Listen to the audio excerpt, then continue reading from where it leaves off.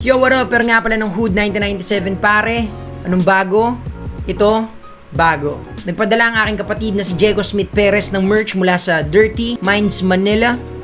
So, check natin mga tol. Nagpadala siya ng dalawang eco bag na may mga lamang merch ng Dirty Minds Manila, tol. So, itong unang eco bag, meron siyang isa, dalawa, tatlong shirt.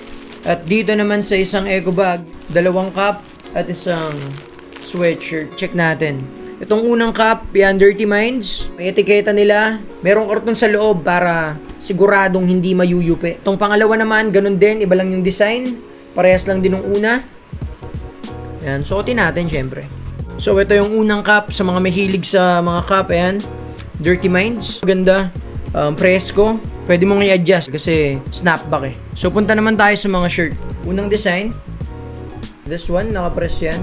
Sa likod, wala siya sa likod, tol. Siyempre, etiketa ng Dirty Minds. May kita mo dito sa gilid. Naka silk screen na print. Kaya, ganyan-ganyan mo. Napakalupit niyan. Napakaganda. Itong pangalawa, Dirty Minds. Mga letters lang to. DYMZ. Sa likod naman, break the rules, change the game. Ganda na to. Sobrang fly. So, ito yung pangatlong shirt. DYMZ. Isang color lang to. Wala siya sa likod, tol. Etiketa. Siyempre, nandito yung Dirty Minds sa batok. Ayun yung tatlong shirt ng Dirty Minds. Mamaya, susuotin natin yan. Dumako naman tayo sa sweatshirt. Okay, maganda yung ribbing. DM, tol. Dirty Minds. Sakto, puta. Taga Don Mariano din ako. Puta, parang Don Mariano eh. Pero Dirty Minds yan, tol. Isusuot natin to, tol. So, ito yung fit niya. Dirty Minds. Etiketa sa gilid. So, yan. Ayun yung fit niya, tol. Ganda, diba? Yun o.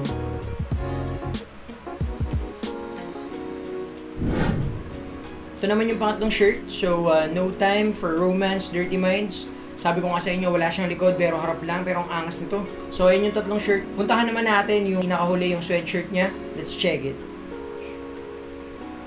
So, this is the last one. Ito yung sweatshirt. So, may nakalagay na D at M.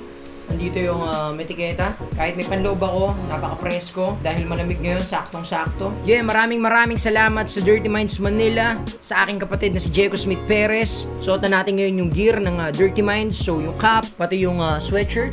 Nakita nyo kanino yung tatlong t-shirt, sobrang gaganda, di ba? Napaka-simple ng design pero napaka-astig, may dating, tol, pag suot-suot mo yan. Check nyo, Dirty Minds Manila, bumili kayo. Yan, suportahan ang sariling atin. Muli ako nga pala sa air ng Hood 1997, suportahan ng Hood Dreams at ang Hood 1997. Syempre, pati na rin ng aking mga kanta, pati na rin ng aking kapatid na si Diego Smith Perez. Okay? Yun lang, maraming salamat. Peace.